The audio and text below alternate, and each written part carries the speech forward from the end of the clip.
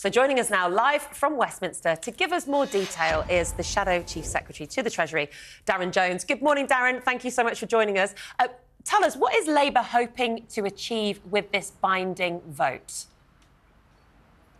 Well, you might remember that when Liz Truss was Prime Minister and crashed the economy, one of the problems was that the Office for Budget Responsibility, which is an independent Treasury body that gives a report on what politicians are trying to do, was blocked from giving its independent report. And that led to a lot of uncertainty in the economy and helped with the market collapse that the Conservatives imposed on the country, now affecting all of our mortgage payments and interest rates. And so what we're voting on today is a Labour amendment that says that if we were in government, we would give new legal powers to the OBR to be allowed to do that independent report whenever there is a major change in fiscal policy, irrespective of whether a politician says they can or can't.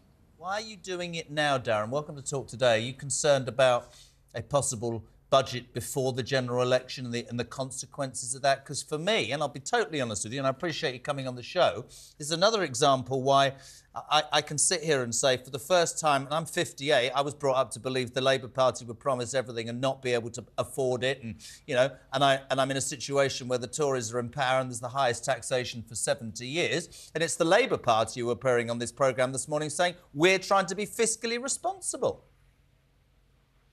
Absolutely right. And as Chief Secretary to the Treasury, as Rachel Reeves' deputy, I can absolutely guarantee our fiscal responsibility with the economy, because we know that people pay the price for the failures that we've seen from the Conservative Party. They're struggling with the cost of living because of inflation. They're struggling with their mortgage or rent payments, which was driven by Liz Truss's failure on the economy. And even today, Liz Truss is giving a report on what she thinks Rishi Sunak and Jeremy Hunt should put into the next Conservative budget coming next week. The real question is who's really driving policy within the Conservative Party, and can they be trusted on the economy?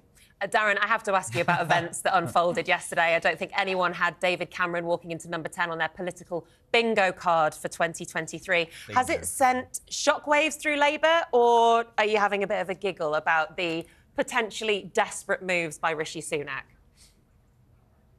I'm just not sure it's that interesting, to be frank. I mean, the key question is, will this change the Conservatives' performance in running the country, our public services, the economy? Will it make people feel better off? The answer to that, obviously, is no. And look, it must be pretty dispiriting for Conservative MPs who wanted a shot at being in government to be told that none of them had the talent to be Foreign Secretary, a job that many of them would have coveted. And Rishi Sunak has had to look into the past for a quote-unquote grown-up to come back and help him steady the Conservative Party ship. It's all pretty embarrassing as far as I'm concerned. It's interesting that overnight Dame Andrea Jenkins, a sort of Boris Johnson fan, has already put in a letter of no confidence into Rishi Sunak. I think you need 15%, Sir Graham Brady, isn't that right? The 1922 Backbench Committee. Let's talk about Labour's approach. I said a few months ago that the light will start to be shone brightly upon the Labour Party. One of the criticisms that Keir Starmer has had to deal with in the last few weeks is his position on Gaza. Actually, very interestingly, he came out almost as quickly as the Prime Minister, didn't he? And said, you know, Israel, the attacks were horrendous. I agree. What's the feeling within your party about him at this moment in time? So I didn't quite get the end of your question, apologies, but you asked about the feeling in the Labour Party. Let me tell you, we're in a pretty positive place. We're looking forward to the next general election, and we hope the Prime Minister calls it sooner rather than later. We welcome the scrutiny that all of our policies, whether in the Labour Party or in other parties, will be given in the run-up to that general election, because what's at stake is really important for people across the country. It's about their jobs, about their pay, about the quality of our local public services and the direction the country is going in.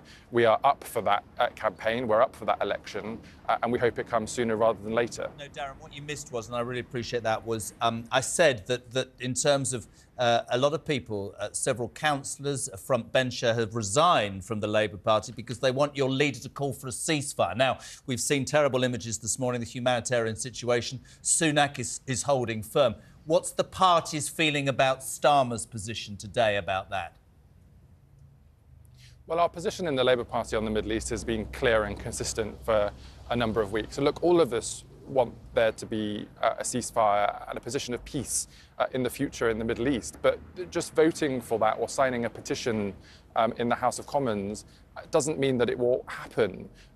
What actually happens in the meantime is, quite frantic diplomatic efforts behind the scenes, the UK partnering with our allies in the United States and across the European Union to do what we can to ensure we get to that position of peace and that end of fighting as quickly as possible. And look, it's perfectly right for colleagues to raise concerns, to have questions and points of view that they raise with the leadership of our party.